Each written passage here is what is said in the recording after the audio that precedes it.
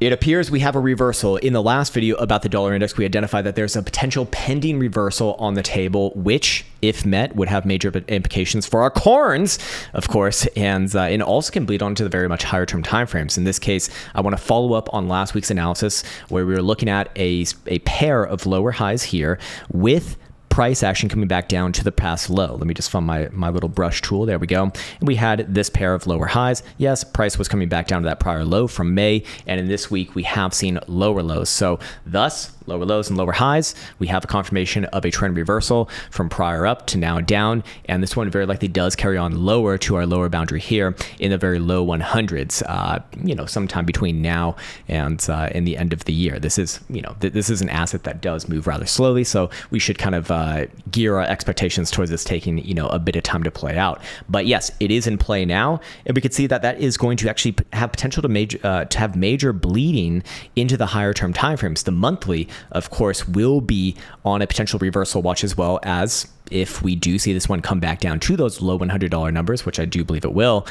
We will have, Dixie will have, more importantly, an actual monthly lower high compared to the highs that we did see in October of 2023. In fact, this would be the third lower high it would be the second lower high, as obviously the major high was put in October of 2022. The next monthly lower high was put in October. And then, of course, assuming that this one does come down and carry on through with the weekly time frame, yes, we would have the second lower high right here as well, thus indicating, we're probably going to see a much greater impact on this. What also kind of corroborates that story is a quarterly time frame right here, in which we do see the quarterly time frame printing or hinting at a potential for a phantom drive of bearish divergence right here. Again, this is a very high term time frame. It's going to take some time to play out, and phantom drives usually aren't like super powerful, but usually they are very much capable of getting back down to that prior low. So in this case, very much a return back down to about 101 or so, and then the question is what happens from there. Keeping in mind that the quarterly jewel is also starting to switch around into a sort of sell posturing here. It will take some time, so the greater move is still unlikely to be here for a while, to be quite direct with you. But it is starting to, turn in the background here as far as the overall dynamics of the market. On top of that, if we go over here to our momentum chart, we can see weekly time frame very much, very, very likely is going to trade back down to these low 100 numbers. I'd say anywhere between, like 100 and a half to 101 and a half. In this case, we have, in my opinion, one of the better setups with extremely low volatility on the weekly time frame, coupled with the double downside move on the weekly stochastic oscillator with the double DMI negative signal as well. So that will remain to the downside as long as Dixie is below about 101.65.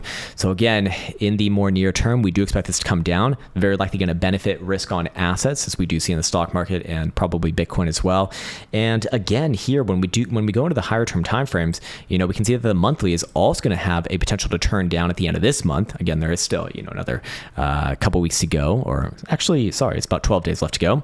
Not much different than 2 weeks, but it matters. Anyways, right here, this one will also cross the downside as far as momentum goes if this one does basically close here or lower, basically anywhere here or lower by end of month. If you see something like that, another really, really good indication, we will see it come down to the low 100s, and that can have implications with then reversing the monthly trend and even the quarterly trend as well, which is going to be pretty massive, actually. Now, I do want to speak about the sort of beginnings of these reversals and why they or why they may not be relevant to you, but I think you're going to find that it probably is relevant. And what I'm going to do here is I'm going to pull back up the chart all the way to about 2010, which is the birth of Bitcoin, basically. Let me just get everything into visual view, and I'm going to mark off all of the major macro highs on this chart. And we can see that there are 1, 2, 3, 4, working on number 5 here. And I marked off all of the dates as well. So we're talking about June 2010, July 2013, January 2017, March 2020, and September of 2022. And when we go over to the Bitcoin chart here, we're going to just populate these same dates on the Bitcoin chart just to see what happened for Bitcoin. Again, keeping in mind that, some of these were actually not even that nasty of downside moves, especially this one in 2013. But as you can see, the ones beforehand, well, what sort of moves do they correlate with for Bitcoin?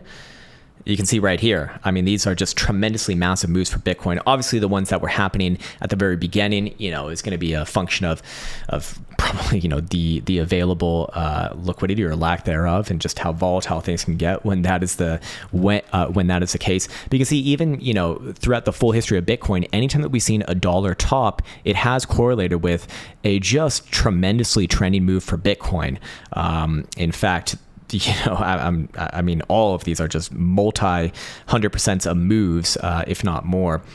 Especially the most recent one, for example, during the modern era of Bitcoin, is coming off of the, basically the Rona dump. So from that low to the next major high, I mean, that's a almost 1,500% move, very, very ridiculous. Now, we can see that the most recent top does correlate pretty much to the last Bitcoin low. In traditional markets, it was the low, but November, obviously, we did see the FTX collapse, which brought things a little bit lower. But, you could say that generally things probably would have, leveled out somewhere right around there. And ultimately, if we are going to be witnessing the next Dixie top, I mean, we kind of expect this one to continue from here, meaning that we would not expect Bitcoin to trade below the current low of $56,000. If that does happen, then the relationship is kind of, it's kind of nullified. But again, just another sort of tailwind, I suppose, in this market that does bode well for probably until the end of the year. Maybe a little bit into 2025 as well. I would say it's like rather safe to assume, especially assuming that if the monthly Dixie does close basically here or lower, just anywhere below 104, it's probably good enough. But again, these things are worth keeping an eye on in the background, and for now, still going to be supportive of long-term upside. Again, I mean, my general thoughts on this market is that things it's generally going to be the right call to be bullish between now and first quarter of 2025, and then after that reassess. So just wanted to show the relationship here. Again, make your own decisions for yourself.